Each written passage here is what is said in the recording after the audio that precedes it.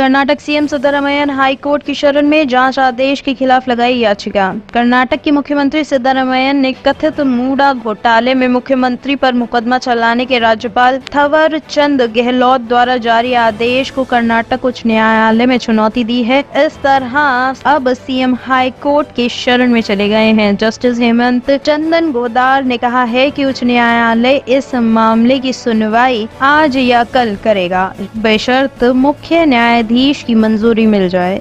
Actually, what is happening in Karnataka is totally unfortunate.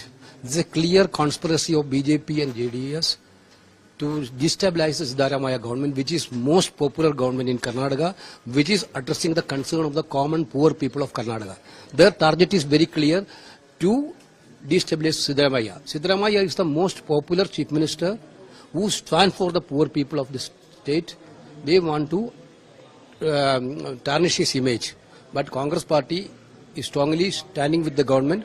Congress party will fight with these issues legally and politically.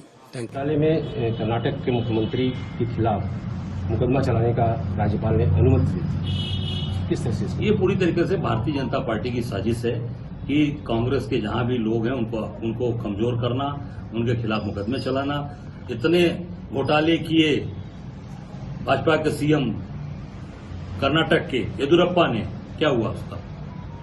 खुलेआम सारी चीजें तय थी, 40% तय था, कुछ नहीं हुआ उसका।